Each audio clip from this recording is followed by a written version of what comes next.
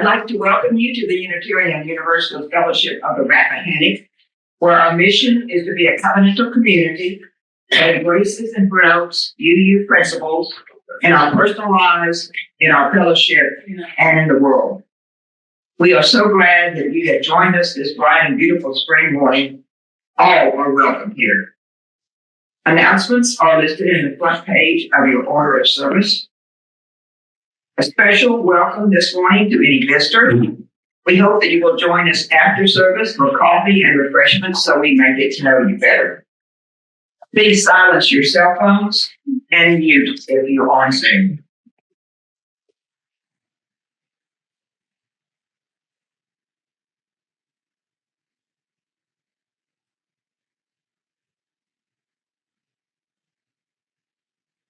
This life honors the artist in every soul, the poet, the builder, the dreamer.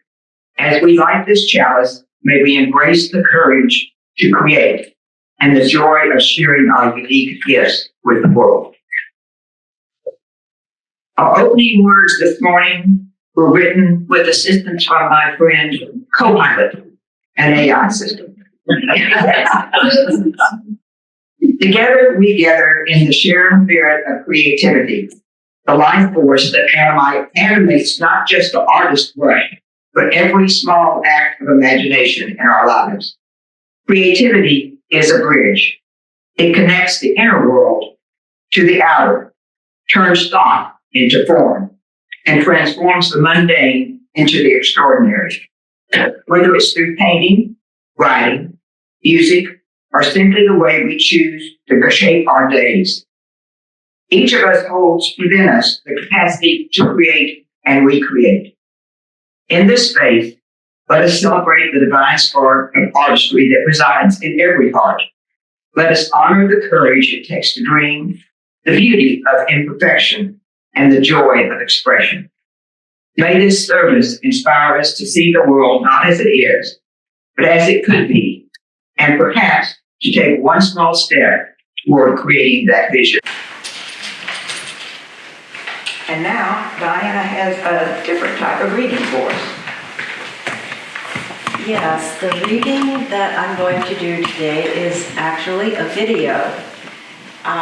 It is about the Loneliness Project that I kind of stumbled upon that when I was doing some research about how to present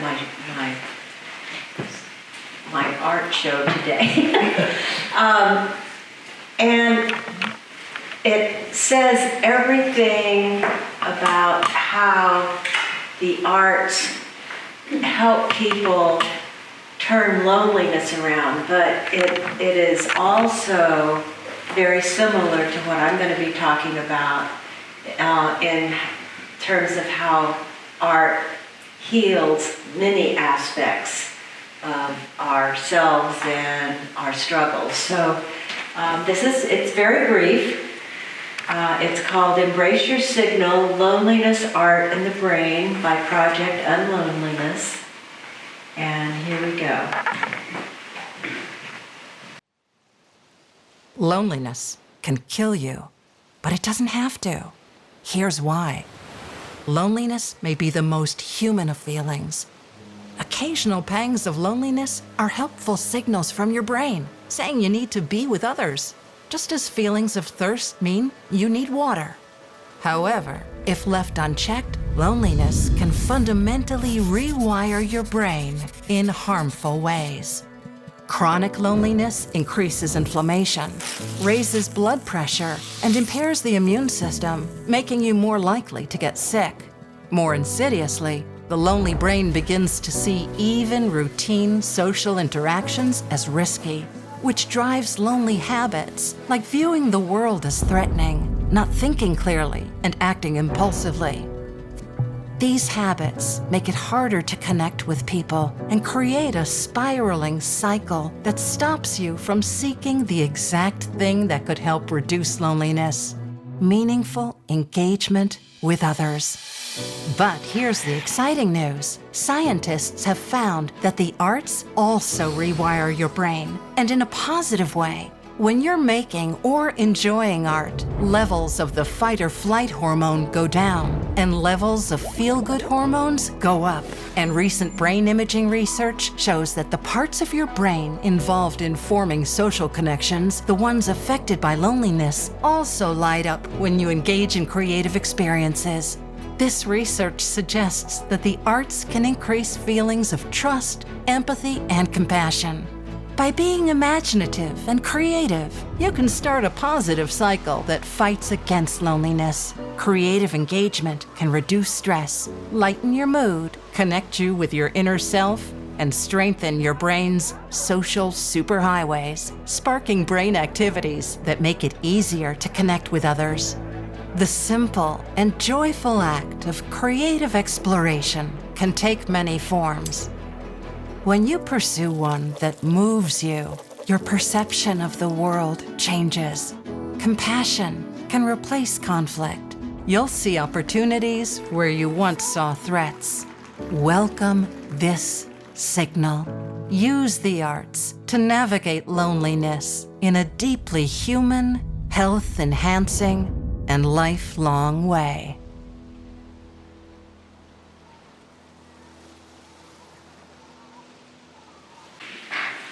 Our speaker this morning is Diane Jamison. Most of you know Diana as a longstanding member of UUFR. She has held leadership positions for many years as program chair, secretary of the board of stewards, social justice leader, and coordinator of the cabaret. She is a master's graduate from the VCU School of Social Work.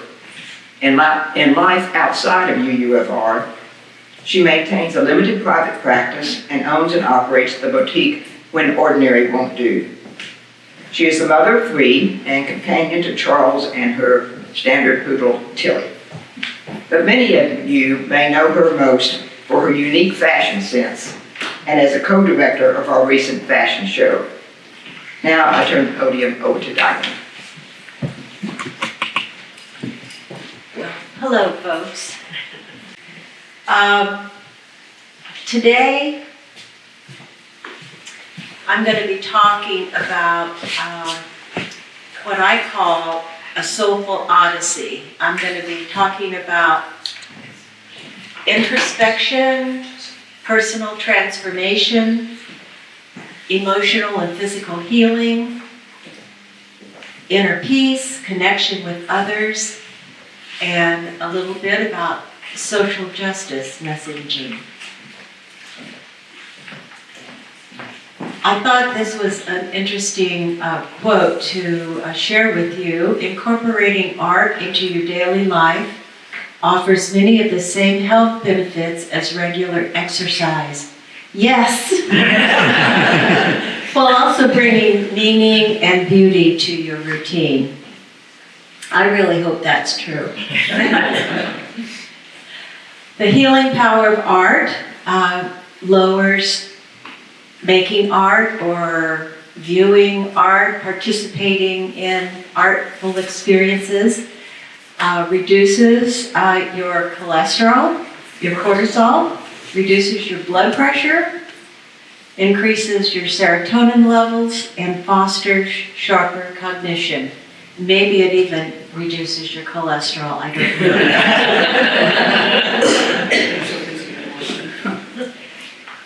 Creating art transforms how you perceive the world.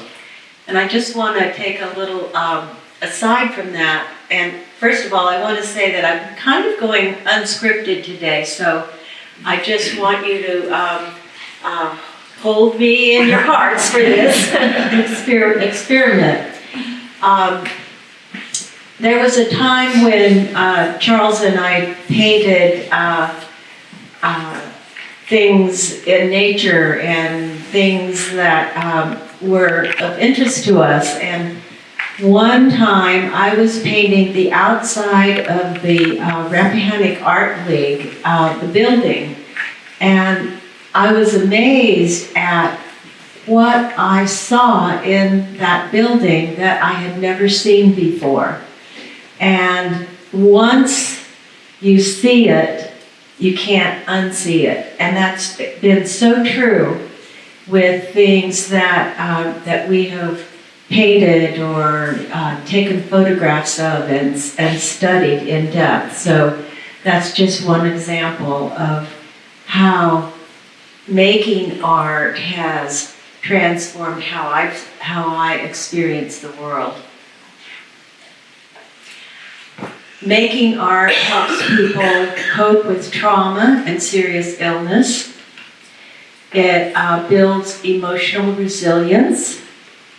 It helps to reduce anxiety and depression. It communicates experiences when words are insufficient. And oh, by the way, as you're seeing this artwork show up, that is my artwork. Here is a quote from Oscar Wilde. "Man is least himself when he talks in his own person. Give him a mask and he will tell you the truth." This mask is an example of masks that we made with Shirley Kinney, who many years ago hosted Zen Tango parties. And this was really the beginning of an inspiration for me, and it has showed up different times in my artwork, not just as Zen Tangles, but this was the inspiration piece. So that quote kind of brings us to my wanting to talk about soul collage. Some of you have done soul collage work with me. We've done it at the retreats, and sometimes I've had small groups that I've done in my art studio. And I have shared this process with the Bay Center. So a lot of people in the community have experienced creating what we call a soul collage card. Some of you who don't know about soul collage, I'll try to explain it to you very briefly. It is an art process of creating a card. It's a 5x8 card from magazine clippings. The card, once created, tells a personal story. It reminds individuals of their resources. And it's a useful process in therapy when words are insufficient. That question mark might say, I have many questions, or what the hell? Yeah, what the hell? So that could be phrase one, what the hell? And the second phrase could be, it's all about the roses. Think deeply about this. Yes. Whatever comes. You can think deeply, or you can think spontaneously, because it's all going to come from the unconscious. The clarity of what you're talking about will come out of your Question mark. The background is kind of a European river cruise thing. I've got kind of a forest and some shrimp scampi. And roses, a cat. And this is kind of a scraggly bush coming up out of rock. So my poem is called The Journey. You have many questions in life. You are slowly emerging from a rocky soil. Take the time to explore and experience this wonderful planet. Beauty is all around. You are slowly emerging from a rocky soil.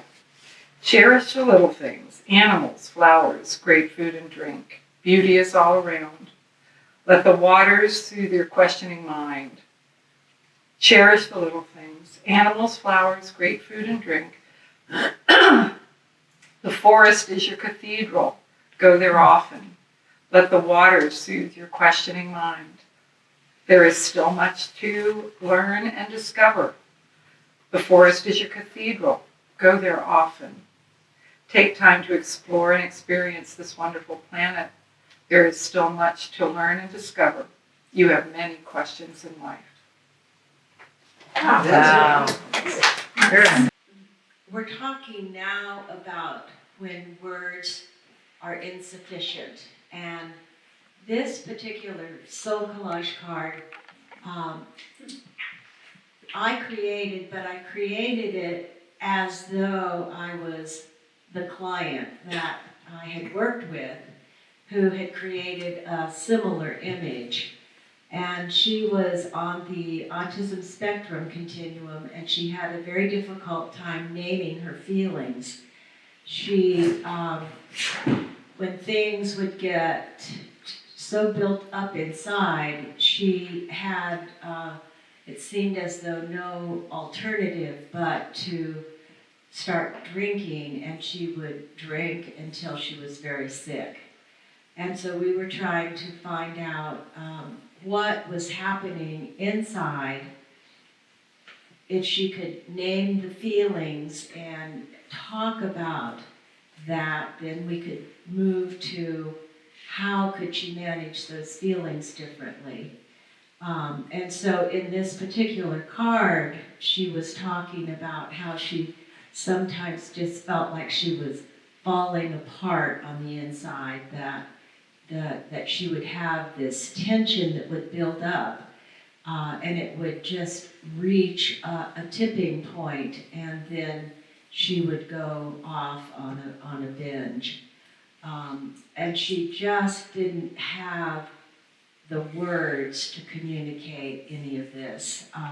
So it was very tedious process, but we used this soul collage process over probably a couple of years, so that she could begin to talk about what was really happening to her and developing some coping strategies. This card is a card that, again, I created, but it was similar to a card that a grieving mother had created. She had lost her daughter to suicide. Her daughter had jumped from a bridge into the rocks below, and that image was very difficult for the mother to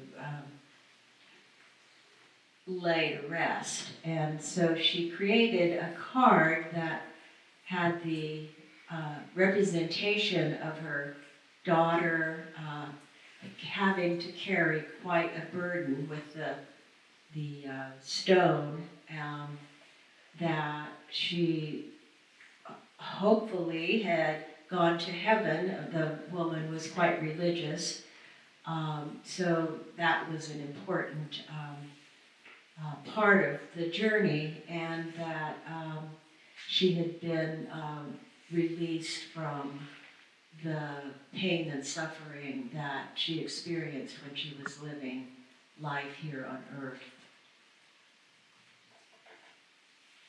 This one was a woman grieving the death of her husband. She was talking about how empty she was feeling, how she just felt devoid of life. And then she would talk about the river of pain that she experienced that seemed to be forever unrelenting. And you might wonder, well, how does this card help the individual in this process of using a soul collage card? As a facilitator or as a therapist, I would then ask the person, the individual, to have a conversation with the card, and the card would ask the woman different questions about, what is it that you want to learn from this? What is it that what are some things that you can do to move beyond the ribbon of pain? So it's like it facilitates a very rich conversation that is sometimes really hard to hold when you don't have the words. This was a card that I did after I had my heart attack.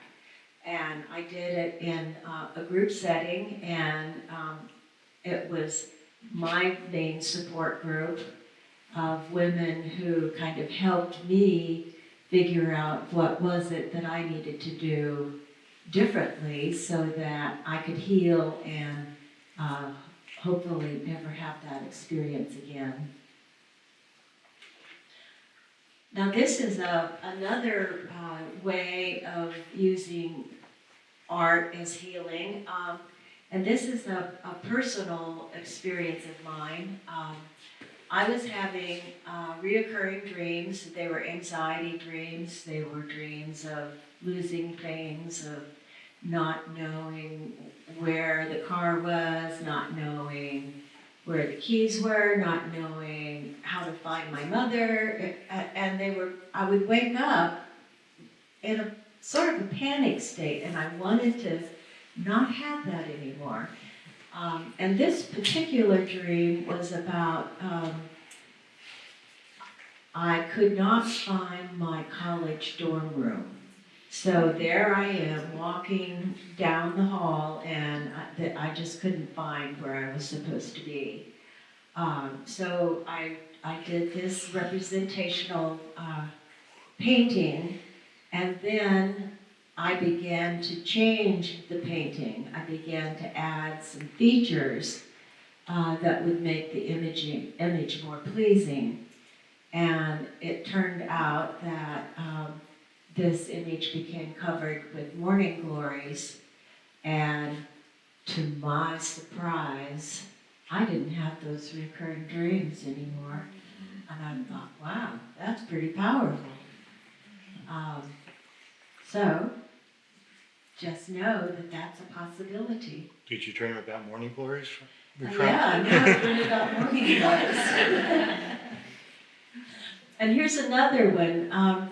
This was, again, a personal experience when I fell in August, and I had a very hard landing, and the recovery from that fall has taken quite a long time.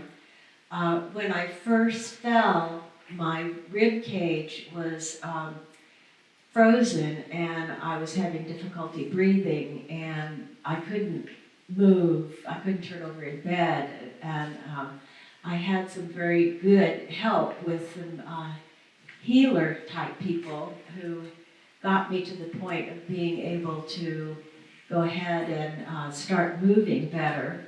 But I also used this as an opportunity to do another one of those paintings. So this image that you see was a ho-hum flower that I drew that I thought I was going to throw away, and then I thought, well, no, I will just use that as a background and paint over it. And so these images came from totally the unconscious. I just allowed my hand to move over the page, and what came upon the page was the cardiac arrhythmia that I had experienced because I was on prednisone trying to feel better from the fall, and it threw me into cardiac arrhythmia for a week, and that was pretty scary. And then this part is the feeling like my ribs were just all caged in, and it was very difficult to move. So I began the process of creating a flower, and that is a tiger lily from my garden that I have loved. It's a very fragile flower. And in this process, Charles had told me that he thought that I was very fragile. So I chose that flower, and I recreated this image, which is the hibiscus that was under the under image, and then the daylilies. And I think it just really turned out to be a very pleasing image. And I can't say that how that helped me in my next healing process, but I have been making a slow and steady recovery, so I'm almost there. This is another healing intervention called neurographica. For those of you who are coming to the retreat, we will be doing some of this as one of the sessions. We've got all the supplies together, and we're going to have a lot of fun with it. The way that this works is, and I can't tell you the scientific basis of this. I'm not even sure that there is scientific evidence, although there's claims of that on the internet.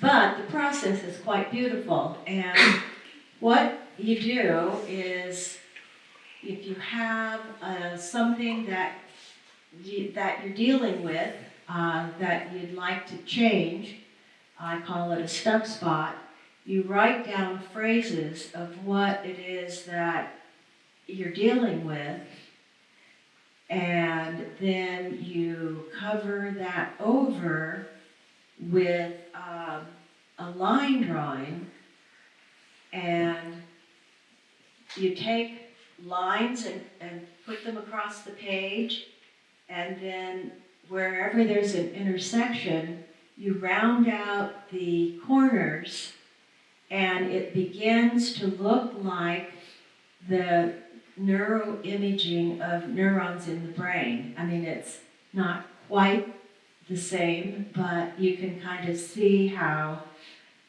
there are, I'll go backwards again, how it kind of resembles the neurons of the brain. So the theory of this is that as you're doing the coloring, the rounding of the corners, it's a very meditative experience.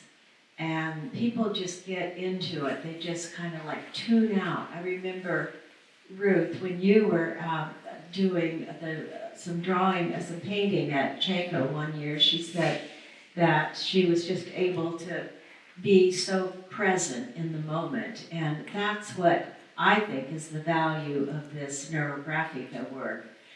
But the experts That's called your flow state. Your flow state, When yes. when you lose track of time and space, and you're just very present with what you're doing. Absolutely, absolutely. And for me, that's the way I meditate. I have a harder time just sitting and trying to turn that little wheel around with my breath. But painting's a lot more fun for me. So what happens, I have found, is that whatever the struggle was, and if you go into this with the intention that you want to come out the other side with a little bit different perspective, that because you've been in a flow state, you've eased something in your way of thinking, and you can begin to see a little shift or a little bit of a different alternative on, how you might view the stuck spot, or what you might do to begin to make an alteration. So that's an interesting process. Can I ask you a question? Yes. So that soul collage that I mentioned, it's something that I have no way of physically 3D resolving this thing. So if I was to take the neurographica thing, would I just do the drawing on the image, or would I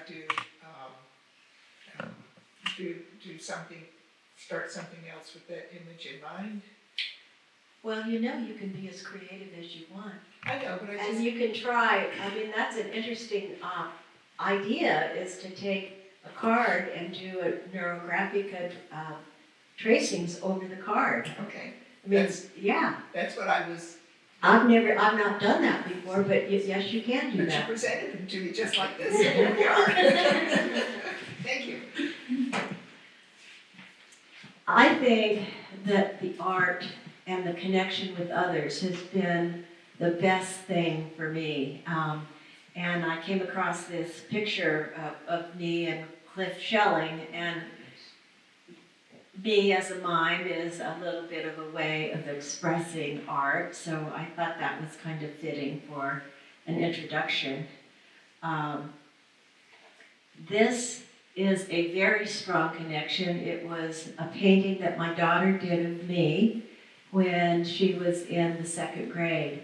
And it's kind of a funny story because I was the oldest mother in the class, and as the daughters or the children, they had an easel and they would take a painting off the easel and another painting would appear. And so there were these paintings of blondes and brunettes and redheads, and then all of a sudden there was this painting of a gray-haired woman. And I went, well, that would be me. So I also think it's pretty cool that my daughter really got me in how she dressed this image up. So this is hanging in my hallway, and I love it. This was a piece of fabric art that I created for my son and his partner when they got married. And I was visiting them. This was, I think it's been 20 years ago, so I was visiting them in their new house in Florida, and they have it hung in their bedroom, and it just was very touching because I had forgotten about it, so I took a picture of it. But that's a very strong connection, and I love making it for them. Some of you have met my son Gordon, and everybody calls him Frog except his mom, but I think that's kind of fitting for this image of a tree that I drew. We had, when he was here visiting recently, we went to Christopher Newport so that he could see his climbing tree. And he spent most of his college days hanging out in this tree. So when we got home from that visit, we were making art together, and I created this for him, and I thought it was a pretty cool thing to do. Some of you might know, might have known Pirko, and others not, but she was a founding member of the Unitarian Fellowship. She was a psychologist, and her question to me often was, well, Diana, what do you mean by that? Particularly if I would say something like, well, the universe knows what it's doing. And she would come, what do you mean by that? And that was so her. Well, we found ourselves at a cocktail party together, and actually it was a costume party, and she had on this, oh, I forgot to wear it. I was going to wear it today, and then I saw this necklace that I thought was pretty artsy, but she had on the necklace that was a wooden heart, and after the party, she gave it to me. And I had gotten a picture of her, and I had created this collage, which I don't remember where, I had it hanging somewhere, and somebody bought it, and it wasn't, I'm not sure it ever made it here to UU, but it's a very good memory for me of Pirko when I wear that white hearted necklace. This is a card that I made when Christy's mother died, and this was an example of, I wanted to say something, but words were not enough, so I created this in memory of her mother. And this was a fun time that we had at one of the retreats where I created a drawing and on a piece of canvas and provided everyone with the paints, and they created their own Picasso. And I thought that it was so much fun because so many personalities showed up in these paintings, and everybody loved it. It was, as I said about Ruth, everyone was right there in the zone. I was a member of the Rappahannock Art League, and we had a town project where the watermen's boots were painted, and I was asked to paint the boots for the Kilmarnock Inn. And I thought, oh my God, what am I going to do? I did not know Sean very well, and we got to know each other, and we got to actually become friends. So that was a really positive experience, and my boots are still standing today at the Kilmarnock Inn. Now I'll move into social justice work. I created hand painted, actually these were stenciled scarves, and sold them through my shop. And all of the proceeds went to support the kitchen in Ukraine.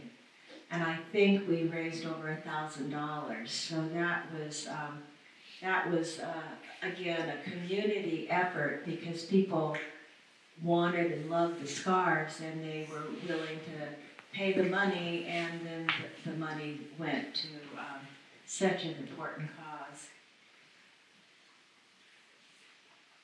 This was another project that I got involved with the art teacher at Lancaster, I think it was middle school, the one on School Street. Is that middle school?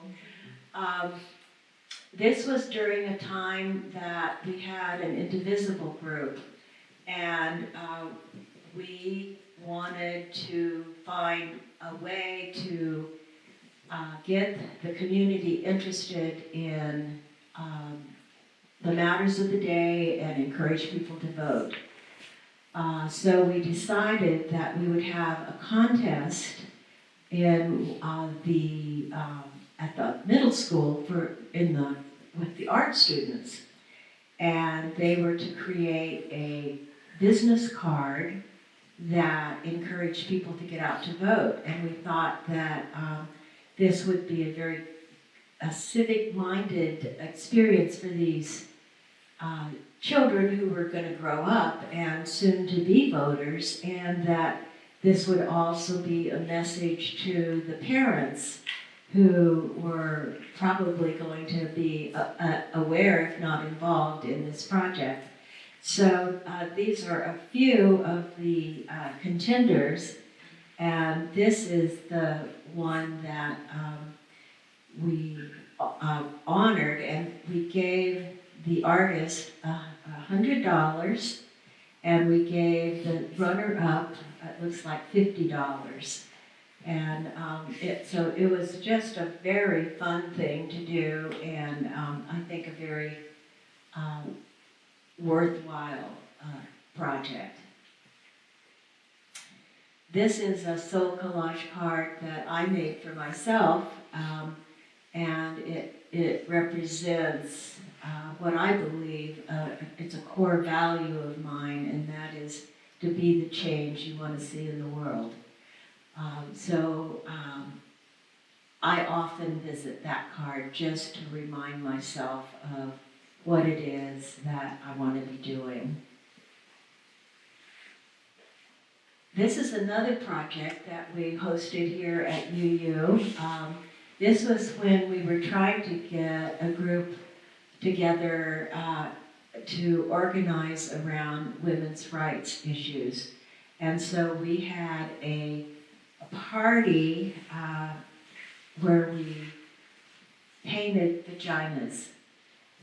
And this is a couple of what people painted.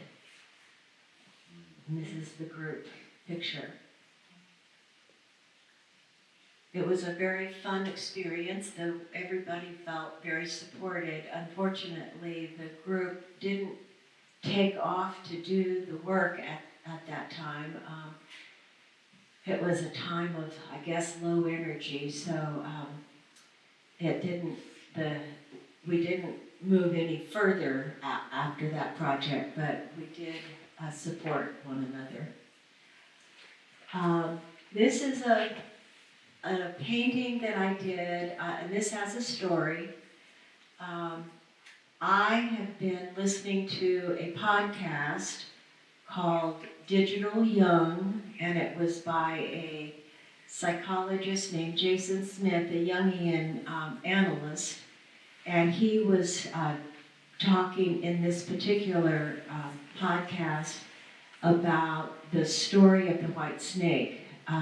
The White Snake was written in the 1800s by the Brothers Grimm, and I could almost do a whole presentation around this, and maybe that will happen one day. But this is just a little peek into what I was trying to do, and what I was wanting was to make sure that this was totally original art, that no one had ever done this before.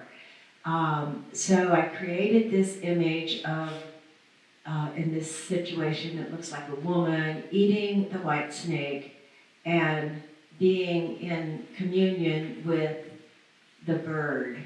And I guess I should tell you a little bit about the story of the white snake. This is just a small excerpt. It goes like this. There was a king who was extremely wise, uniquely wise in the community. And people were in awe of his wisdom. And as the story goes, the king would eat his dinner in his chambers at night alone. And after he had eaten, he would have his servant bring in a platter, a covered platter. And after he was totally by himself, he would lift the platter and he would partake of the white snake. One evening, the servant was so curious about what was under the platter that after he had picked up the tray from the king, he went into his own chambers and he lifted the platter lid. He ate a piece of the white snake, and he was able to commune with nature. He was able to talk to and understand the birds and the animals outside of his window. Now the story goes on, and he has a great adventure now having this newfound skill. And the symbolism behind all of this is that if we get to a quiet place and we are able to commune with nature, with even our own nature, if we are able to listen to the voices, our own messages will become clearer. So that's the symbolism of it all. Well, when I made this particular one, I was pleased and not pleased with it. I thought it was just a little bit too structured, so I wanted to give it another try.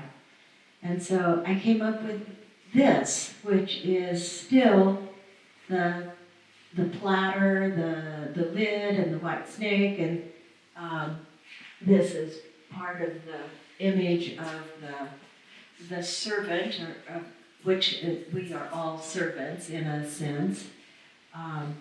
And I thought it was interesting that it was quite Aboriginal-like. But I still wasn't pleased with it quite, and so I created this.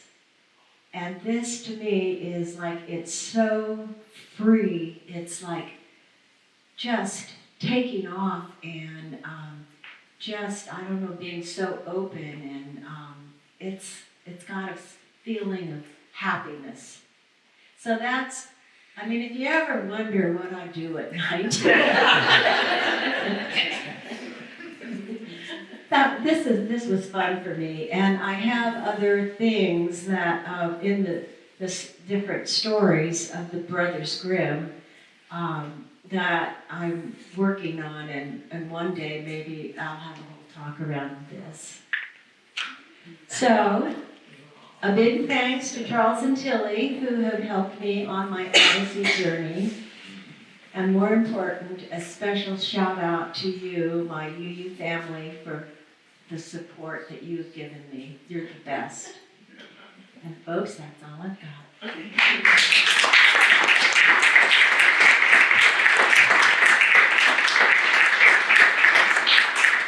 It's a fascinating process. It was developed in the 70s by a Russian therapist. Yes. There is a local artist in Montrose named Celeste Johnson who teaches the course in neurographics. I've taken it twice. I took it the second time because it was so fascinating for me, who has no artistic ability, and there's no structure or discipline to what happens. But it was so amazing for me how these thoughts just from my subconscious rose on the paper and the artwork I used. And I suggest anyone who has an opportunity to take that class. It's amazing. Yes, there are many ways that you can experience this. I think taking a class would be great. And also, there are videos that come at it from a therapist's point of view that are pretty good. I've listened to some of those. There's something called the Neurographic Institute that has a wonderful website, and they offer a very in-depth training program. So yeah, you can have fun. And there's something called Neurographica Art, which is quite beautiful. It's just beautiful. So you can, if you want to surf the net, you can really go down the rabbit hole with Neurographica. Molly? This is You're on. This is a story about last year when we did Soul Collage at the retreat. And we had tables and like 10,000 magazines to look at. And I watched one of our own, Don Kay. I find Don Kay a very interesting person to watch. And when he first sat down, it was like, what? But he had a bunch of magazines and he was cutting things out. And he made a really nice picture. But the thing that struck me about the session was that you can also take aspects of your drawing and write them down in a certain order. This is A, B, C, D. And then you make poems. You make poems because you're using A, C, D, B, and E. The Pantone poems? Yeah, Pantone poems. And Don Kay's poem was amazing. What was going on when you made the card? Yeah, okay. I took a picture from a magazine of Savannah, Georgia. And what I remember about Savannah when I was there is how hot it was. Mm-hmm. And this picture of the sunstorms, or whatever they call them, going on. And the door, it's a window actually, it's a window there. And I don't know if I can explain anything about the window. It's the... Well, we can see what comes out in the poem. Do you want to pass your card around? Yeah. It's very hot here. The green things seem not to care. Branches point to everywhere. The squirrels find themselves anywhere. The green things seem not to care. The birds look on with nonchalance. The squirrels find themselves anywhere. Spider webs weave slowly into the warm air. While birds look on with nonchalance. In the sky, the jets weave the world together. Spider webs weave slowly into the warm, wet air, in accordance with unwritten laws. In the sky, the jets weave the world together. Branches point to everywhere, in accordance with the written laws. It's very hot here. That is great. Those are wordsmith. Isn't that amazing? It just blew me away. It was a whole different dimension of dawn. Just another way you could use the soul collage. Well, thank you for bringing that aspect.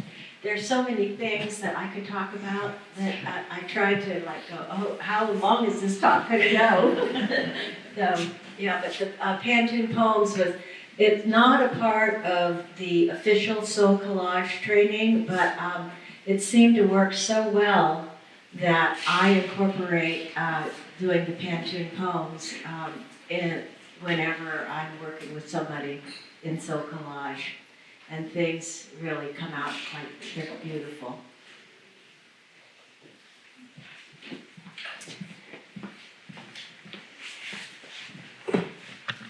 I suffer from a manic mind, and it's always racing, and I'm always doing stuff, and so I turn to meditation and everything. But my art form, if you guys don't know, is I do video, and I express through that.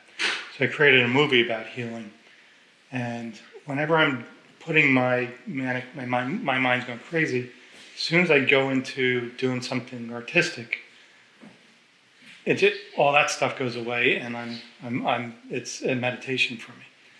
And when the working on video and editing gets in the way, then I go outside and I create out there. And it's always turning to the creation to get me away from whatever's happening. And it's a very meditative process. Yes, I totally agree. Whatever it is that you do, I know that my working on the fashion show and creating upcycled designs was a blessing in that we were in such a state of unrest in the country, and there was a lot of anxiety around, and still is a lot of anxiety around it. And when I was working on the fashion show, my mind was off of it. And I know that art has served me in that way. And at the moment, I'm taking a course in surface pattern design, and I'm learning a whole new skill set, and I'm learning how to turn rasters into vectors on Adobe Illustrator. Things I've never heard of much before. I've heard of vector, but I didn't really understand it. So my mind is really very busy these days on learning that process, and it is a way that keeps me sane because I'm not listening to the news or worrying about what's going to happen to Social Security and all that crap. One of the nice things about art is that in a time when you feel like you don't have a lot of control and things are out of control, what you do on your canvas or what you do with your clay or whatever is within your control. So it's your way of having some control in your life. Thank you, Diana, for a very insightful presentation.